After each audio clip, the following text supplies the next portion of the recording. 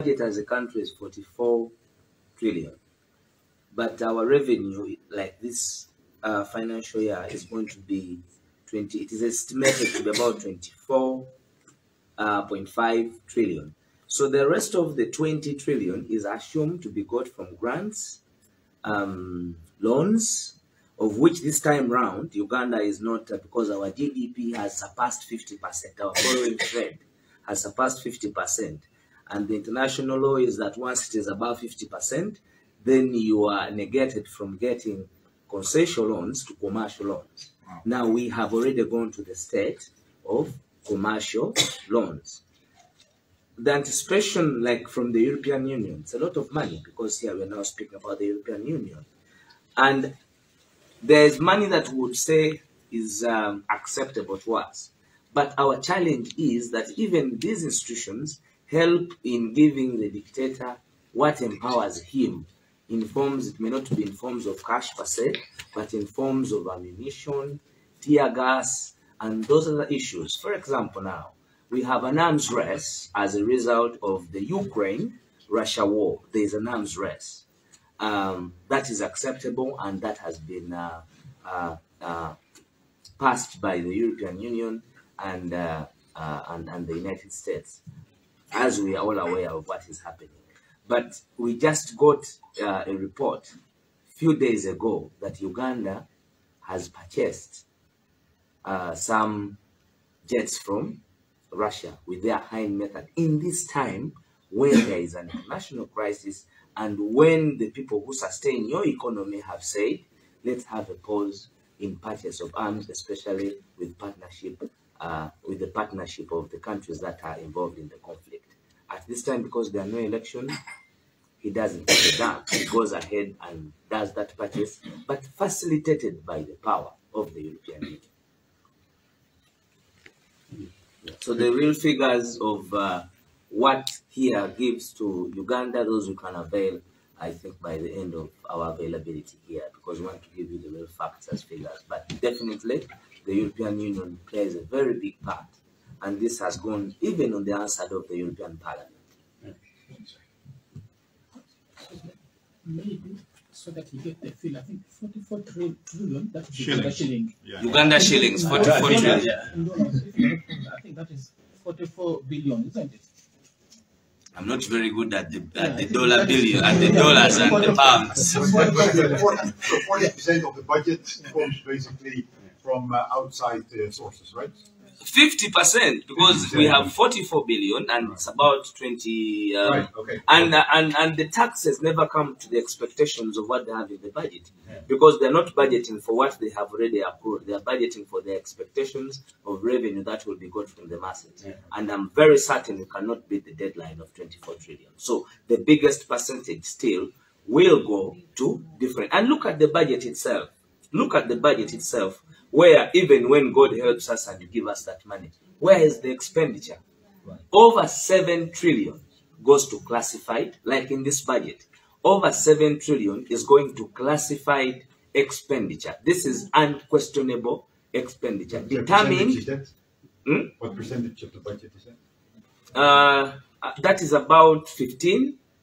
It's a big. It's one of the biggest we have. Yeah. But it is, what is hurting is that it is classified. Yeah. You don't question, because it goes to security, and that is why you will see such jets are being purchased, because there is nothing like that. And who are the people who are in charge of this classified money? The commander-in-chief is General Museveni. The commander of the forces is his son. They are in charge of the classified money. And State House on that very budget takes 1 trillion. That is General Museveni and his wife. 1 trillion for their State House expenditure. And that money, by the time we finish the financial year, if you have given them, like this time we have given them a budget of 800 billion, I am very certain that by the time we finish this financial year, they will have gone for supplementaries, making it over 1.5 trillion. Yeah, so I also had to get used to the shillings thing with the trillions. The next time I come, I'll be aware with the euro. But that means 2% goes to the state house. I mean, that's Yeah. totally outrageous. Yeah, it's too outrageous, and that's not, the classified is devoid of the expenditure of the military, because the military also has its own budget, which is about 4 trillion. So it is not acceptable. Yeah. It is not. Thank you. Yeah, so I'm chairman, and then I'm also taking pictures. That's sorry about that.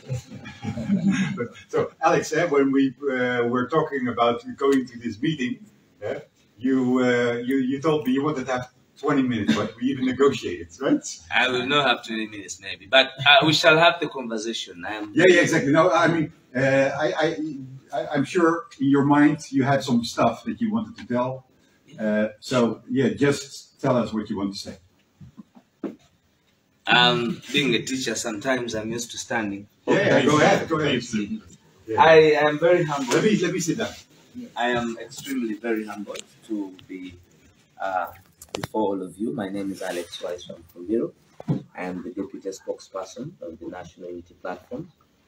But before getting to that office at the People Power Movement, I am the head of training and patriotism.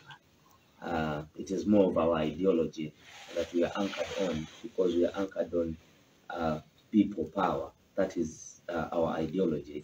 The party came in because in Uganda, under the multi-party dispensation, it was only going to be easier for us to propel our struggle democratically through a legitimate political vehicle that was a political party. But we started as a movement, and we believe on that because that is where we are anchored, the People Power Movement. That is the beret I am donning. But he is donning a beret that has the symbol of our political party, that is the umbrella. So these two berets are the same. The difference is that this one is the mother and the father, and the other one is the child. So People Power is where we are anchored most, because for a very long time, the dictator was using the opportunity of having resources, having the military, and his longevity, because he has been there for now 36 years, but his history of governance in Uganda and misrule goes back to over 50 years, because he himself accepts that he intervened in causing chaos in Uganda in 1970. That is on his testimony. So, as People Power, when we started as a movement, our leader is in Amsterdam. Hope you will see him. It was about, one, reawakening the masses that they need to get involved. They need to get involved, because there was, at our time when some of us were born, I was born a few days after Genome 7 had come to power. And I'm now telling you that he has been in power for the ages I have been on earth. That is how bad it is. Now, when they assumed power, when they captured power,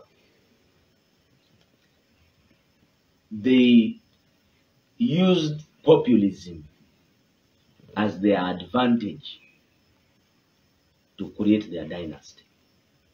And that entailed a huge machinery, state machinery of propaganda. In Swahili, we call it siasa. And this propaganda was anchored on deceit, purely deceit and fake news. I'll give you the examples. For example, for us as we were growing up, it was assumed that Genome 7 had brought peace to our country, and our parents could get opportunity to sleep because there was peace. So it took nearly 4 years of that time doing nothing but telling Ugandans that we are now having peace and we are going to professionalize the army. So he took a lot of years. He was supposed to be in power for 4 years. Then they extended the 4 years to 5 years to have a constitution. Then from 5 years to another 5 years to another 5 years to another 5 years, we are now 36. At the time, because of his power of resist, because they are the National Resistance Army, their duty was to resist. And unfortunately, up to now, they have even resisted the power of the people. So everybody who propped up, came up for this, it would not be easy because you could easily be isolated. If you are a professor like Almadi and you have so much words, you'll live in America for the rest of your life. If you're an artist, they will ban you from singing in the country. Like our leader, he cannot stage a show in Uganda simply because he has a different shade of opinion from a person who has had power for 36 years. So that isolationist policy, again, for a country that had been in war, to different people who are cropping up, affected the bourgeoisie, the middle class, because they wanted to maintain their status quo. Now, the dictators, I have found out that they use that as an opportunity. Whenever those supposed to lead the common people are compromised, the revolution and the change of governance becomes a problem, because it's always very difficult for the peasants to rise up on their own without leadership of the bourgeoisie or the middle class, where there is a social structure, just like it happened in Europe, way back in the 18th century. All of us are aware of that. So his longevity in power has been based on corruption, handouts. Now they also have medals to those who have worked best for their interests. They award them presents, they award them offices, and that has assisted him to maintain a certain class of people who do not want to see what and where they are taking our country or how much the mess we are in. So it was important. And after seeing elections being rigged from 2001 to 2006 to 2011 to 2016, where I think our generation said it was enough and it was the right time for us as young people not to think about partying, not to think about all those other things that young people are engulfed in, because back home, our age has been put to drinking. At this time, all the young people are in bars. At this time, they are all playing games. I can tell you, you'll find a Ugandan person who didn't go to school, but he knows AZ Alkama team, he knows Ajax, because he bets on those teams. That has been made very easy for our young people. The social media tax, where they would earn, is for a fee. But for them to know the score of Ajax and Real Madrid is free, because they are going to have money. His entertainment, and people started following and listening to the message of change that was about to happen. But we needed the people power to have all these people behind this. And I'm very grateful. That is why we are here. This is the people power we are talking about.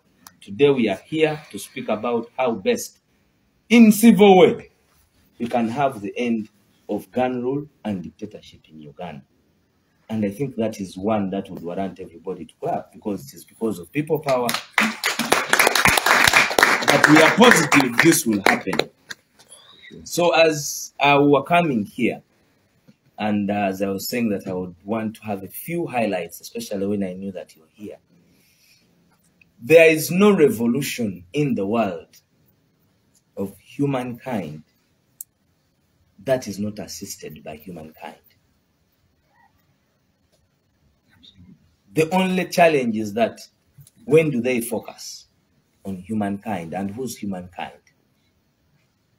Is humankind white? Is humankind black? Is humankind blue? Is humankind green? Humankind is humankind. And the reason we want everybody to we request everybody to be involved is because one death in Amsterdam is the same death in Uganda. That is humankind. So we are coming here to ask for that humankind, for you to at least take a minute of your time and get your cameras down there. People are dying. And in Africa, this happens so much. In 1994, our neighbors in Rwanda died at the watch of the world. We don't want that to happen back home, because the unemployed youth will rise up. And when they rise up, By the time you want to shift your cameras, lives will be lost. Right.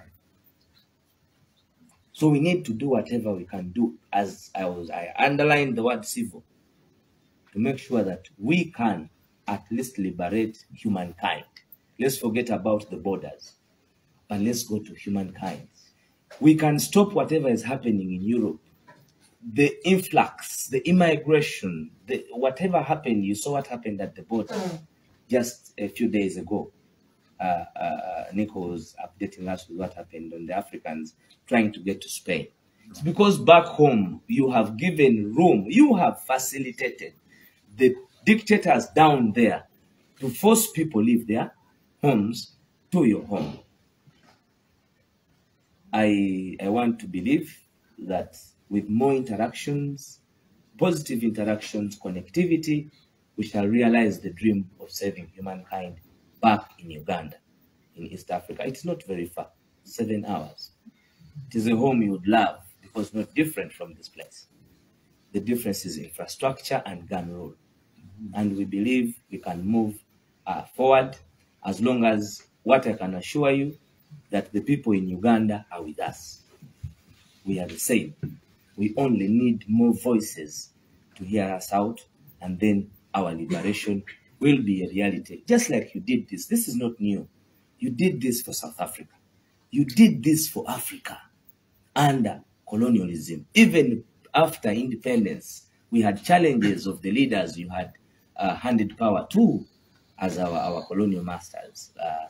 I'm speaking about UK and others. When they did not do right, you intervened. Well, it may have been with a different modus operandi, but we also know that your intelligence can give us more reasonable, visible, and amicable solutions to how we can defeat that dictator. I can repeat that. We know that your intelligence can assist us to find amicable, possible, and in fact, shortest means to liberate our country. I thank you. Thank you very much. God bless you. Yeah, so thank you so much, Comrade. I hope I used 20 minutes. Yeah, it was great. It was great. And it was funny what you were saying about flying 7 hours to Africa, because I think everybody here has been to Africa except one person, which is me. Hard to believe. I haven't been. No, you must come as a celebrity. You want to come as a celebrity. The one who made the president. So, okay, so any questions for Comrade Alex Waiswa? I just want to echo one thing he said, actually, in terms of the migration. It is actually one of the most catastrophic ignored stories in the world. And it's a measure of how things are so bad, because we never had this situation in the 1960s. We never had it in the 1970s, 1980s, 1990s. Think about it, no matter how bad things were. So how bad can things be today that young Africans are willing, not even to get to where they got this time? We don't know how many died during the crossing the desert. First of all, nobody knows. Not all of them make that alive, that desert crossing, you know. And then the ones who swim across the Mediterranean on those rickety boats, knowing that hundreds die every year, but still willing to take that chance. And not as if they're coming to Europe, a good job is waiting for them. No. They're coming to work in those farms in southern Italy, or work in kitchens, or clean the bathrooms, streets in this country. Why? Because they want to send money to help their families back home. And he's saying, if the economies were not being destroyed by these autocrats, they would not need to make that journey. And I think that is a strong message that he's conveying. And I hope more people start connecting to that message. Thank you. Other comments? I have one more. There was also the Oslo Freedom Forum, and they said, those that are free do not flee. So also the dictatorship, and you maintain a dictatorship when people, even though it's a poor country, but they're free, they will still try to build their own nation instead of seeing no options left. But if there's also no freedom, they're tortured or arrested when they're critical. There's no other way left to leave. So one of the first things to fight the migration is to start promoting freedom. That's right. Yeah.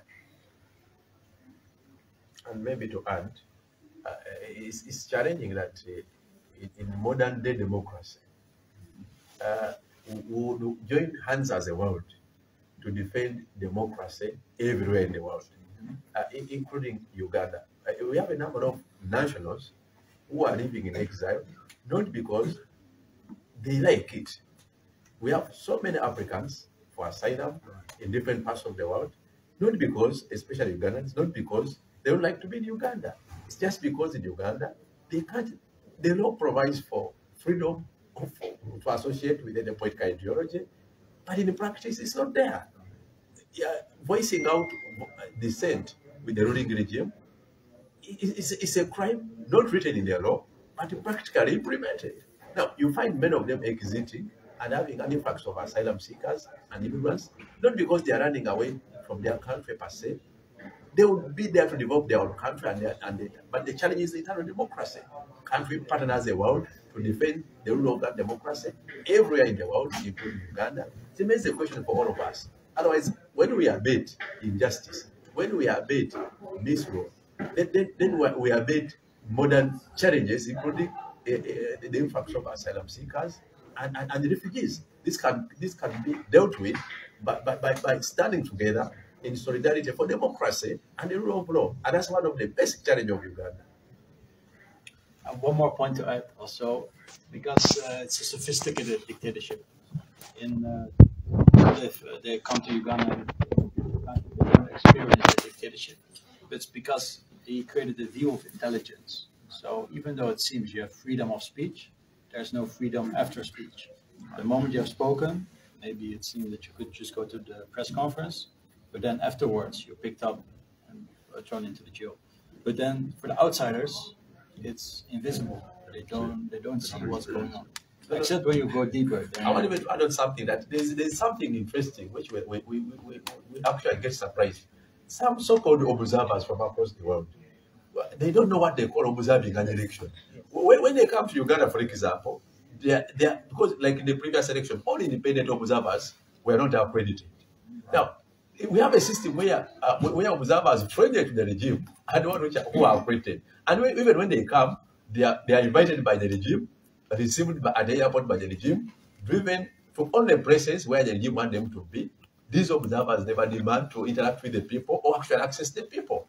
And that's why you may find a few irregular reports by purported would-be genuine institutions, which are not capturing the facts on the ground, not even for an electoral process. What we are narrating here is what happens on the ground and what you can watch in the media. That's why you have a few clips here by a few revolutionary media houses, and many of them by individuals because of the social media regime. Even when you run to social media, in Uganda, for example, in the previous election, even social media was shut down. And many Ugandans were accessing, for example, Facebook via VPN. Interestingly, even the regime could also keep it to respond using VPN. Now, you wonder what they want, and what they resist is what they want also to use. We have so many victims of even social media interaction. Many are persecuted, and some are even in asylum just because of social media interaction. You don't even have the freedom to socialize away from their politics, even to share and have experiences. Some of the laws are even crafted specifically to challenge people's rights and values. It's a big and broader problem, but as we interact here in this Diaspora conference, we brainstorm a way forward and we identify there would be action points and how can we re-energize ourselves amidst the challenges. We can never give up. And the strategy of the conference is not to give up, but how do we re-energize our commitment, how we re-energize and motivate. There's so many ideas we have. What can we put together? We are a very peaceful group of democrats and activists who are rule of law and good governance, but caught and captured in a peaceful and lawful manner because the electoral laws allows us free space, which is not there. When it comes to governance, we would think any decent funder would question, if I'm giving this particular aid, how is it used, where and how? But this business of just throwing aid, you don't know how it is used, and it can be, it's beyond our imagination that you can throw aid, used against the people, and you purport to be giving aid. What do you understand by aid? I want to add a comment to what the Member of Parliament just said. In terms of Ugandans' example, I remember there's a conference that I was a speaker at years ago in Chicago, and I was really hitting on the regime. And then somebody from the audience got up and stood up and said, I dare you to come and say these things in Uganda. You know what would happen. Now, coming from an audience member who always is pro-regime, I could understand that. But the ambassador of Uganda at that time to the United Nations, when that person made that warning or threat, stood up and gave him a thumbs up in this. So that just tells you that obviously it's condoned, even officially. And then the other comment, and which relates to it, and I hope the Member of Parliament can also comment on this, in terms of supporting governments in African countries, specifically Uganda. Do you know that the most dangerous part of the elections in Uganda, yes, of course, the killings, terrible, but here's the worst part. There's something called an independent election commission. Every member of this commission is appointed by, you guess, the dictator himself. How can this be called election?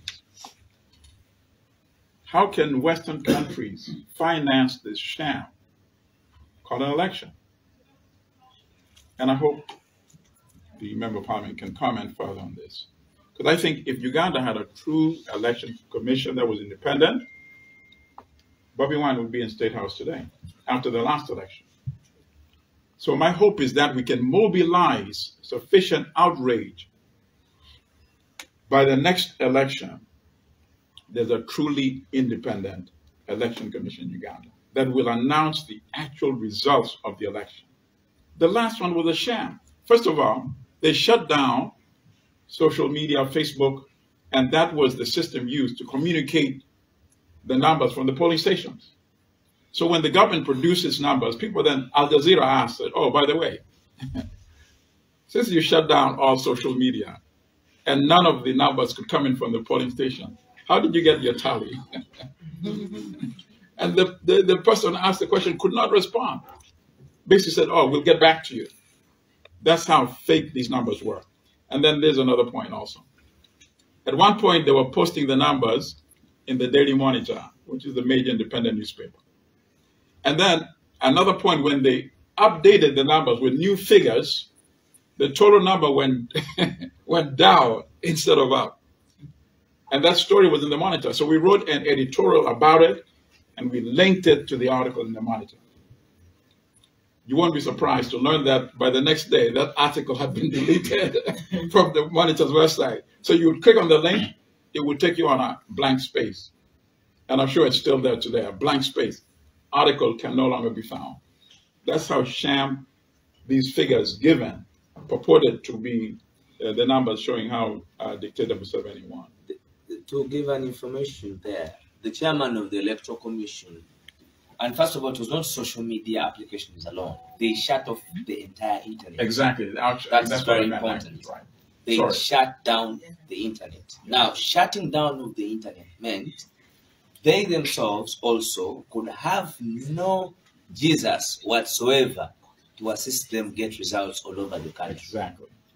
But they were having results. Now, at a certain point, when members of the Special Forces Command had come with their doctored results, they passed them on camera. They passed them to the chairman of the Electoral Commission. And the chairman of the Electoral Commission asked them, are these the real figures you want me to read? Now, it was live on camera. So what they did, they switched off everything. They switched off the live feed.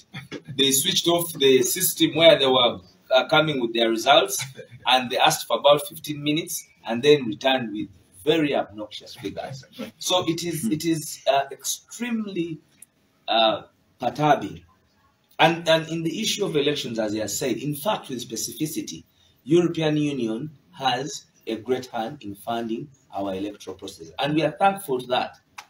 But as that money comes in, it must come with, just like the aid is supposed to have a lot of attachments. Right. Let us have certain things fast done.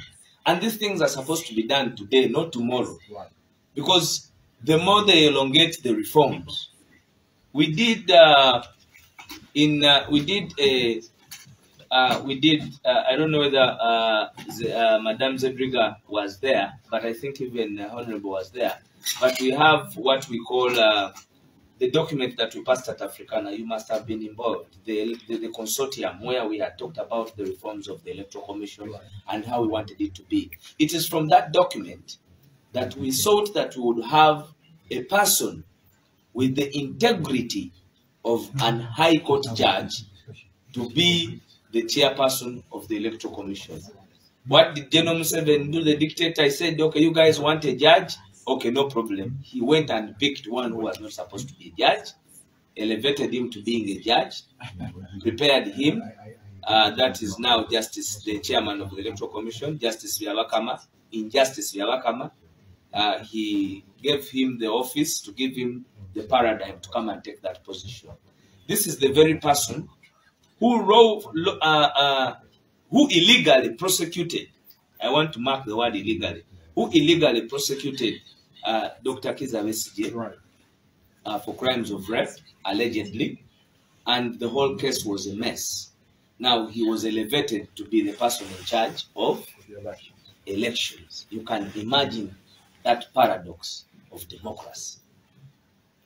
Funded by the European Union, which European Union is espoused on taxpayers' money of the individual personalities in those individual European states. So your voice matters. Yeah, thank you so much, Alex. So, You can think somebody's. yes, Mr. Sakayo, please go ahead. Yeah, I just wanted to supplement something very interesting. That during the tallying of votes, usually what would happen is you announce votes coming from a certain area, and you say this area, so and so has got this, so and so has got this. Now what happened in Uganda was new updates. Museveni is this.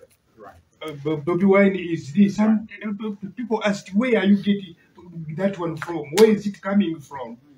And Gabakama could not shy out to say that I'm dealing with Uganda. Imagine that kind of answer, that he's dealing with Uganda and the votes are coming from Uganda, but you could not mention a specific area that these votes, this update is coming from such and such an area. Which is in fact required by law. Exactly. Yeah, thank you very much, Sakayo, Ms. Sakayo. We were talking about election rigging, and we have Honorable Muwonge here, but actually we have two honorables here.